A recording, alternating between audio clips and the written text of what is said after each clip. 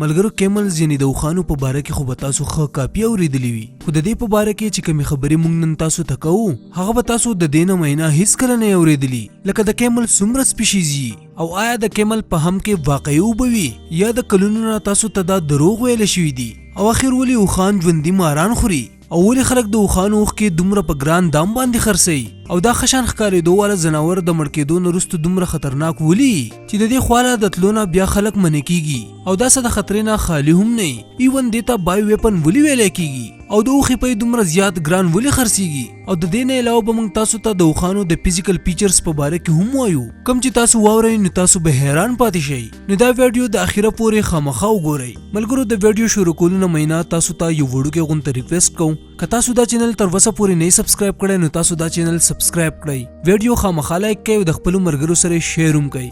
فیکټ نمبر 6 آیا د کیمل په هم کې واقعي اوبه وي؟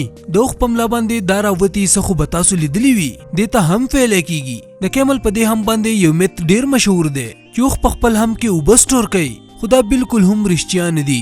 کیمل په خپل هم کې اوبه نه سټور کوي خو هغه په دې هم کې پیټ سټور کوي، او کله چې اوښ ته د زیات ټایمو پورې خوراک نه میلاویږي نو هغه په دې هم کې موجود د فیټ نه نیوټریشن اخلي. د ټولو نه د حیرانتیا خبره خدا ده چې څنګه اوټ د دې خپل هم نه پیټ استعمالوي نو دغه شان ورو د هغو دا هم فوډوکی کېږي، او کله چې هغو ته بیا خوراک میلاو شي نو دا هم بیا ورو غټیږي. او ملګرو دا اوښان چې دي دو په یو پیر باندې 75 لیټر اوبه څکې شي نو اخر دا دومره اوبه ځي چېرته؟ نو بیسیکلي دا دومره اوبه چې دي دا د هغو په وینه کې میلاویږي، د کم د وجې نه چې بیا هغو په غیر د خوراک څښاک نه د میاشتو پورې په ډیزرټ یعنې ریګستان کې ګرځېدی شي.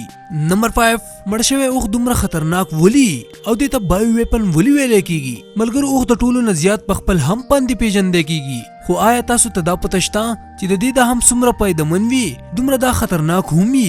او کنه د کومو خلکو سره چې د اوښانو ریلیټډ نالج وي نو هغه خلک د مړ اوښ خواله د تلو نه منع کوي، ولې چې ملګرو د اوښ دا هم د هغه د مړ کېدو نه وروستو د هغه د باډي نه یو بم جوړوي کوم چې بیا هر کله ډزېدی شي. د دې شاته ساینټیفیک ریزن هم دی، په اصل کې چې کله اوښ مړ شي نو د هغه باډي ډیکمپوز کېږي، او کله چې د هغه په هم کې موجود پیټ د مایکرو ارګینزم په کانټیکټ کې راشي نو د اوښ په جسم کې میتین ګیس جوړېدل شروع شي، د کوم نه وروستو چې بیا اوښ یو بایو ویپن ته بدل شي کوم چې بیا د لاس لګولو سره هغه په پوره طریقه سره بلاست کېږي. نو ملګرو تاسو هم د یو مړ اوښ خواله چېرته مزئ؟ او ملګرو د اوښانو ایوریج عمر تقریبا د 40 نه واخله د 50 کالو پورې وي. نمبر 4 اخر ولې اوښ ژوندی مار خوري او د داسې کولو نه وروستو هغو بیا ولې جاړي؟ ماران ډیر زهریله وي، خو آیا تاسو ته دا پته شته چې اوښان ژوندي ماران خوري؟ او کنه دا بالکل رښتیا دي. په اصل کې د میډل ایسټ خلک دا ګڼي چې ژوندی مار په اوښ باندې د خورولو نه هغه د بیماریانو نه بچ ساتي.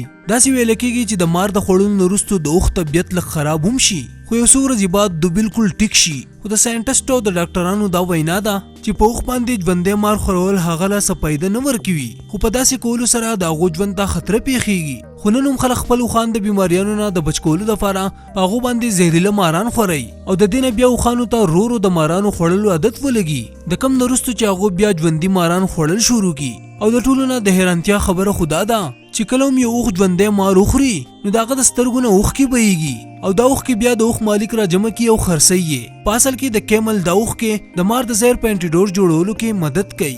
نمبر 3 د اوښانو 3 قسمه سپیشیز. د کیمل یا د اوښ د نوم د اورېدو سره به ستاسو په ذهن کې ریګستان یا د اوښ د هم خیال خامخا راځي. تاسو په تر اوسه پورې صرف یو قسمه کیمل لیدلی وي او د هغې په باره کې به اورېدلی وي، خو آیا تاسو ته دا پته شته چې د اوښانو 3 قسمه سپیشیز دي؟ د هغې نوم ډرامډري کوم ته چې عربین کیمل ویلی کېږي، ډومیسټک بیکټیرین دې ته ایشین کیمل ویلی کېږي، او وایلډ بیکټیرین یي، او د ډرامډري کیمل صرف یو هم پي او د بیکټیرین کیمل 2 هم پي. او ملګرو دا وایلډ بیکټیرین یې ایکسټنټ سپیشیز قرار کړي ده، د دې سپیشیز صرف 1000 اوښان په دې دنیا کې بچ پاتې دي. داسې ویل کېږي چې د راروانو 40 نه واله د 50 کالو پورې به دا سپیشیز 80% ختم شي. د دې نه علاوه د دې 3 سپیشیز سره په پوره دنیا کې د 14 میلیون نه هم زیات اوښان موجود دي کوم چې په میډل ایسټ، ایشیا او استرالیا کې موندل کېږي. نمبر 2 د اوښ ګران پی او د هغې امیزنګ فایدې. د نورو ځناورو په شانوم فیمیل کیمل یعنې اوښه هم پی ورکوي، خو آیا تاسو ته دا پته شته چې د اوښې پی ډېر زیات ګران خرڅېږي؟ په اصل کې ملګرو د اوښې 1 لیټر پی د 250 نه واخله د 350 روپو پورې خرڅېږي. د دې نه علاوه د دې پاوډر د 1700 نه واخله د 2500 روپو پورې خرڅېږي. د دې دومره ګرانو پیو وجه د دې پایدې دي د کم په باره کې چې تاسو واورئ نو حیران به پاتې شئ. د اوښې په پیو کې هر قسمه وایټامن، آیرن او منرالز موندل کیږي کم چې د ټي بي یعنی د ټیوبرکلاسیس مریضانو له فایده ورکوي. د دې نه علاوه د اوښې پی د خلکو په هایټ سیوا کولو کې هم مدد کوي. اوس چې د دې پیو دومره زیاتې فایدې دي نو دا پی خو به خامخا ګران وي. نمبر 1 د اوښانو شاکینګ فزیکل فیچر. راځئ ملګرو اوس تاسو ته موږ د اوښانو د امیزینګ فزیکل فیچرز په باره کې وایو. د اوښ په سترګو باندې 3 آیلټس لیرز وي او د آیلشز په 2 لیرز وي کوم چې د اوښ سترګې د شګي والا توپان نه بچ ساتي. د شګي والا توپان په دوران کې اوښ د خپل پوزي سوري مکمل بندولای شي او اوښان دومره مضبوطي چې د 40 کیلومتر پورې هغه 408 کیلو وزن وړي شي او نور خلا پرېږده خو اوښ د 64 کیلومتر پر هاور په سپیډ باندې منډه والی شي.